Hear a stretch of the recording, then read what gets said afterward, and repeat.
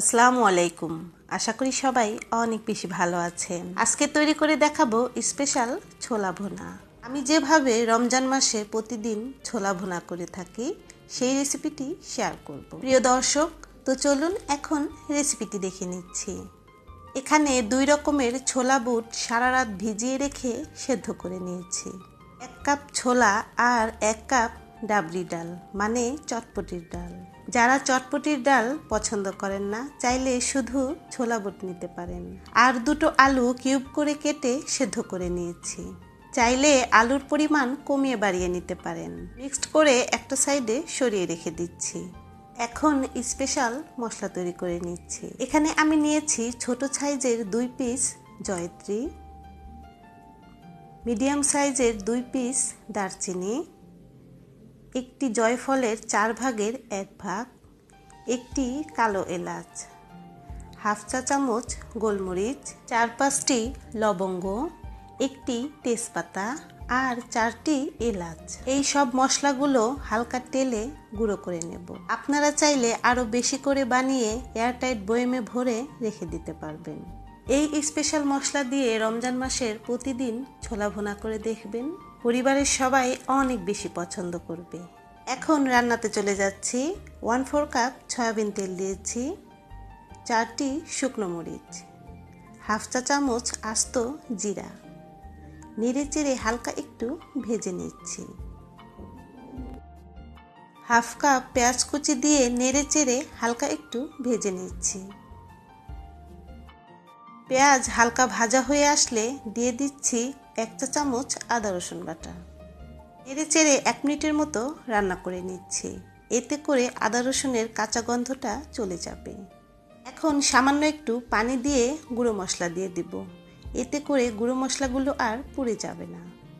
এখানে আমি নিয়েছি 1 টেবিল চামচ লাল মরিচের গুঁড়ো, 1 চা চামচ ধনিয়ার গুঁড়ো, হাফ চা চামচ হলুদের গুঁড়ো, 1 চা চামচ ভাজা জিরার গুঁড়ো, স্বাদমতো লবণ দিয়ে কিছুক্ষণ কষিয়ে নিচ্ছি। চেষ্টা করবেন এই মশলাটা 2-3 মিনিটের মতো কষিয়ে নিতে। কিছুক্ষণ কষিয়ে নেওয়ার পর সেদ্ধ করে রাখা ছোলা আর আলু দিয়ে দিচ্ছি। এখন চুলার মিডিয়াম হিটে 4 থেকে 5 মিনিটের মতো নেড়ে চেড়ে কষিয়ে নেব।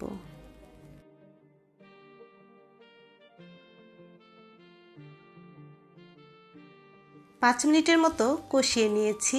এখন 1 কাপ পানি দিয়ে দিচ্ছি আর স্বাদমতো কাঁচামরিচ দিয়ে দিচ্ছি।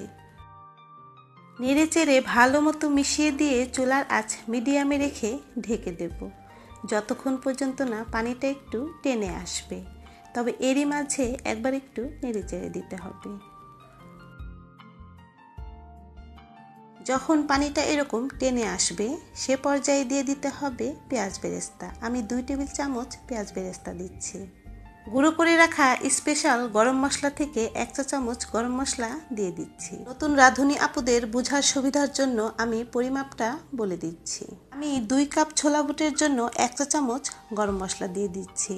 আপনারা যদি ছোলা বুটের পরিমাণ কমিয়ে অথবা বাড়িয়ে নেন তাহলে এই মশলার পরিমাণও কমিয়ে বাড়িয়ে দিতে হবে। এই পর্যায়ে চুলার আঁচ মিডিয়াম টু লোতে রেখে খুব ভালো মতো মিশিয়ে নিচ্ছি।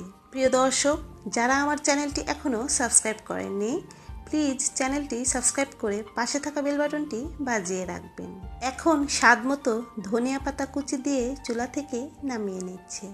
আশা করি রেসিপিটি ভালো লেগেছে। এই রেসিপিটি ফলো করে একবার হলেও ছোলা বুট ভুনা করেই দেখুন। আশা করি অনেক প্রশংসিত হবেন।